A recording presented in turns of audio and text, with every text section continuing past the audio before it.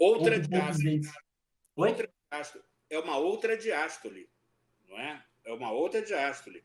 Porque vocês vejam o seguinte, um momento importante da diástole passada na redemocratização foi a eleição direta, a volta da eleição direta dos governadores em 1982. Tá? E aí, quem historia a situação dali para frente é o nosso colega, cientista político, o Fernando Abrúcio, de São Paulo, da Fundação Getúlio Vargas de São Paulo, cuja tese de mestrado, depois do livro, se intitulava Os Barões da Federação. Tá? E aí, o que aconteceu? Vem cá, vamos ser sinceros. Os caras, eles estavam há quase 20 anos numa entre-safra de verbas públicas violentas. Eles botaram a máquina para rodar, chutaram o pau da barraca, roubaram pra caramba, transformaram os bancos estaduais em verdadeiras sucursais da Casa da Moeda. Tá? E isso, obviamente, meus amigos, tinha que explodir em algum momento. E explodiu na crise dos precatórios em 1997, quando o Brasil também estava enfrentando uma crise internacional. Naquele período ali, a gente já tinha passado em 94 pela crise do México, depois pela crise dos tigres asiáticos, em 97, e estava se preparando para entrar na crise da Rússia, que acabou levando Putin ao poder. Né, em 99. Então, ali, o governo falou assim, não, agora o governo federal me devolve a chave desse porque aí não dá. Entendeu? Não dá. Foi uma centralização financeira importante, e daí surgiram, que eu considero aí sim, avanços institucionais, como a lei de responsabilidade fiscal. É um avanço importante. Se ela é cumprida ou não é, né, é outra história. Mas o fato de o Congresso ter se conscientizado de que naquele momento era preciso votar uma lei de responsabilidade fiscal, né, até mesmo para alinhar.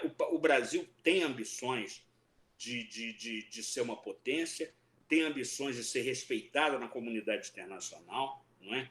E responsabilidade fiscal é um sine qua non para você ingressar na OECD, não é? É um sine qua non para alguns fundos de investimento, né, que estatutariamente são obrigados a investir apenas em países com mínimo de liquidez fiscal, né? Então, eu acho que foi ali um bom momento de centralização, viu? Que nós tivemos. No setor econômico, né? Por favor, Gobri, pode? Não, centralização no setor econômico do Poder Nacional, acredito eu. Né? Não, o fato de ser do parlamento, o fato do parlamento ser preponderante não quer dizer que o governo não possa ser autoritário. Às vezes é um governo... Como no Japão, o professor sempre usa aquela expressão, né? Entra Tanaka, sai Tanaka, e o negócio vai sendo tocado do mesmo jeito. Quem falava isso era o grande amigo do Golbery, que era o Heitor Aquino Ferreira. Né? Sim, Heitor o parlamentarismo pode ser autoritário. É uma grande cabeça também, né? Então, com certeza. O Heitor dizia isso, olha, o nosso sonho, porque, veja, ninguém faz um projeto de distensão querendo lá na frente entregar o poder. Não basta mais entregar o governo. Né? Só que é aquela história, o homem põe e Deus dispõe. Política não é uma ciência exata, é uma arte. Não é? Mas ali naquele momento em que o Heitor Aquino, né, e os seus chefes acreditavam que era possível fazer uma transferência de governo, mas não necessariamente uma transferência de poder, é que ele falou isso. Olha, o nosso sonho é que nem o Japão, tá certo? Onde entra Tanaka, sai Tanaka e fica tudo a mesma coisa. Uma tecnocracia parlamentar. Né? O Tradutores contra a Nova Direita, ele está fazendo excelentes perguntas aqui, eu vou selecionar uma. Ó. Tanto a esquerda quanto os bolsonaristas são contra o projeto de semipresidencialismo que está sendo manobrado pelo Gilmar Mendes, segundo ele, e o Arthur Lira, com o apoio da mídia e do mercado. Essa eu vou começar respondendo essa, tá, Tradutores? É o seguinte, quando Napoleão foi coroado, ele já era imperador. A coroação já era, entendeu? Foi pro forma. Então, a mudança para o semipresidencialismo, digamos assim, de papel passado, não é o mais importante. É como o poder está sendo manobrado. O que vocês acham dessa minha visão aí um pouco... Diga, Paulo. Pessoal. Oi? Não, eu não estou muito por dentro dessa questão de semipresidencialismo. Eu não acredito muito nessa questão, não, Salima. Entendeu? Eu faço uma análise mais holística da relação política brasileira, né? Eu não acho que isso vai ter influência, não. Né? E falando da questão do Lula ser eleito, eu acho que isso vai fazer um grande mal psicológico à sociedade brasileira, né? E aí a gente pode ter realmente conflito, intervenção, alguma coisa nesse sentido aí. Então, é nesse ponto que eu vejo algum perigo aí. Esse ano eu acho crucial para o Brasil, né?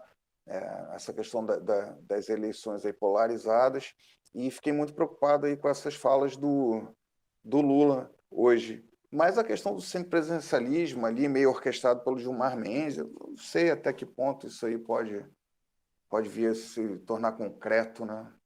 O Tradutores diz que essa é a verdadeira ameaça à democracia. Esse molde e a esse verdade molde verdadeira, com a como diria juristocracia. Odorico Paraguaçu, falava da verdade verdadeira, né? Quem que vai saber qual é a verdade verdadeira dos fatos? Eu não sei. Então, eu peço a ele para apresentar as fontes aí, compartilhe com a gente para a gente poder entender. Né? É isso aí. Uma coisa... Esse semipresidencialismo é um fetiche que, volta e meia, os políticos tiram da gaveta, tá? Quando eles estão diante da escolha entre o desastroso e o intragável. Eu não gosto muito desse que a terceira via, né? Uma espécie de terceira... A verdadeira vitória da terceira via seria a implantação do semipresidencialismo. Agora, vamos ver uma coisa aqui. A Constituição de 88 já tirou poder pra caramba do presidente da República. Tirou muito poder. Tanto assim que era uma Constituição que estava projetada para o parlamentarismo. Aí, na última hora, e algumas concessões de rádio e TV depois, não é? O ministro das Comunicações era o falecido ACM, Antônio Carlos Magalhães, do governo Sarney. O pessoal mudou de ideia. E no meio do caminho ficou aí uma coisa que é um instrumento que é do parlamentarismo italiano, que são as medidas provisórias. Mas, na Itália é parlamentarista. Essa história de semipresidencialismo é uma longa história, viu, pessoal? Ela começou, o primeiro experimento infeliz, não é, de parlamentarismo, de semipresidencialismo, foi na França, depois da Revolução de 1848, quando os franceses elegeram diretamente, mas mantendo o sistema parlamentar, elegeram Luís Bonaparte, sobrinho de Napoleão. O que esse cara faz 2, 3 anos depois? Ele dá um golpe. Né? A gente aprendeu com Marcos XVIII, Brumário de Luís Bonaparte. Né? Ele dá um golpe. A França, antes de falar da volta do semipresidencialismo na França. A República de Weimar implantou, por inspiração de grandes formadores de opinião da época, como Max Weber, que morreria pouco depois. A República de Weimar instalou um semipresidencialismo também, tá certo? O presidente do Reich era eleito, tá? Mas tinha primeiro-ministro, gabinete, essa coisa toda. Acabou do jeito que nós sabemos, por conta da crise internacional, da Grande Depressão, ascensão do Hitler, tudo mais. Muito bem. A França, ela retoma isso aí com o de Gaulle. O que acontece na Quarta República Francesa? Crise na Argélia, não é? Crise na Argélia e uma sucessão maluca, vertiginosa de gabinetes que não se sustentavam. Aí eles foram lá, procuraram de novo o general de Gaulle, que tinha governado da libertação até 1946, quando eles adotaram uma nova Constituição, a Constituição da Quarta República, e foram pedir, pelo amor de Deus, assim, volta, de Gaulle, volta. E ele respondeu, tá bom, eu volto se vocês toparem uma exigência minha. Qual é? Eu vou escrever a nova Constituição. Eu vou escrever. E aí introduziu-se, inicialmente com eleição indireta para presidente, mas depois, a partir de 62, com eleição direta, esse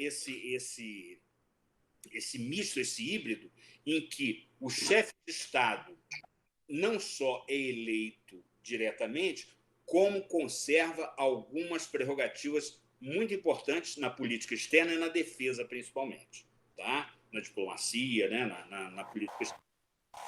E um chefe de governo que é a expressão da maioria, né, do parlamento. Por que eu acho que isso não dá certo no Brasil? Bom, em primeiro lugar, vamos entender lições da história. Todas as vezes, as duas vezes, com 30 anos de distância, janeiro de 1963 e abril de 1993, as duas vezes em que o povo brasileiro foi chamado a se pronunciar sobre continua ou não continua o presidencialismo, adota ou não adota o parlamentarismo, a maioria dos brasileiros foi clara: não, nós queremos o presidencialismo. Ponto final. Ponto final. Então, vocês imaginem o seguinte: a gente, com a nossa cultura política ainda frágil, aquela imaturidade que a gente está falando, plantinha frágil a que se referiu o grande político baiano da UDN, o Otávio Mangabeira, né? A democracia é uma plantinha frágil. Muito bem, ela continua frágil. Então, você imagina que você vai ter um chefe de Estado eleito diretamente, porque o brasileiro, direta já, Dante de Oliveira, eu escrevi uma biografia do Dante de Oliveira, né? O homem das diretas já.